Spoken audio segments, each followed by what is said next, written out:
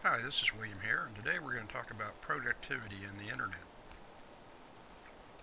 So there's a good chance you're reading this article during your workday as a distraction from whatever it is you're supposed to be focusing on at work right now. Whenever you were working on, which you still need to finish up, is likely opening another window. It's just a few minutes break, no big deal. But I'm guessing that isn't the first article you read, and when you're done skimming this, another one might catch your eye over there on the right, or you'll get an IM from a coworker asking for restaurant recommendations in Atlanta where they're traveling to tomorrow on business, and you'll be tempted to give it some thought. After all, you used to live there, and they need your help. Add in a few tweets and scan on your Facebook news feed, and before you know it, you lost a half an hour from your workday. The internet is the world's greatest productivity tool. It's also the world's greatest time killer. Even email, which has put all executives on communication hyper mode since the BlackBerry, wastes a lot of time. As the New York Times pointed out in a recent article on Google CEO Larry Page, he doesn't like email, even Gmail, saying the T is back and forth takes too long to solve problems.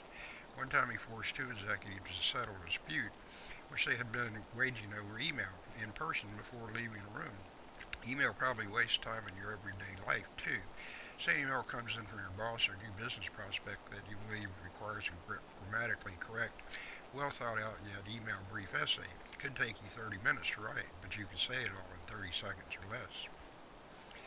If you're like most people, your email and IM are continually on, churning away in the background of your day. Whenever something comes in, you stop what you're doing, flip to the new message, and then jump back to your work. Don't kid yourself that you're multitasking. Multitasking is a myth, says Winfred Gallagher in her book, Rapt Attention in the Focused Life. You're actually switching back and forth between two activities. The extra effort involved actually makes you less rather than more productive. Your overall performance will be inefficient, error prone, and more time consuming than if you had done one thing at a time. So get enough messages and you're never really getting anything done all day. And don't get me started about how productive meetings are when everyone is BBing.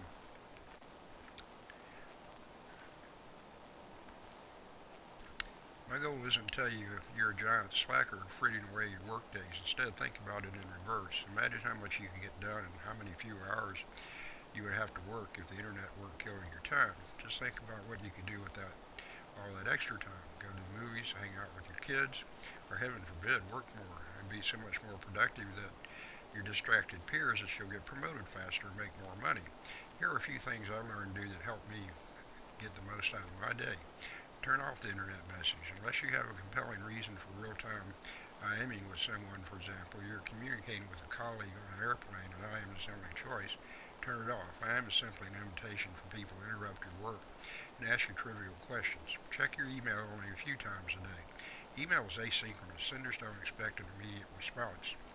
Take advantage of this by turning off your visual and audio alerts and checking it just a few times a day. When I do check email, I have a rule that I respond immediately to every email as soon as I read it, unless it's an email that needs no response at all. The discipline forces me to send short emails because I want to get to the next message and never causes me to read an email twice. The result is much less time on messaging. Same thing for texting and checking voicemail. Have 30-minute meetings. With the exception of formal meetings, anything useful in a meeting can be accomplished in 30 minutes, especially when phones, email, and IM are not allowed. Schedule time for social media. Keeping up with the news is crucial. Maintaining a social media profile is important for professional purposes, but do it wisely. Make it something you schedule time for. I do this as soon as I wake up and if possible while I'm eating lunch. Once it's a scheduled activity like anything else, it doesn't become a filler that takes up for your entire day. So take it for someone who founded a number of startup companies. Spend your days a little less connected and you'll be more productive, happier, and much more free time. Now share this article and get back to work. This is William, and this concludes the presentation on productivity and the internet. We'll see you the next time.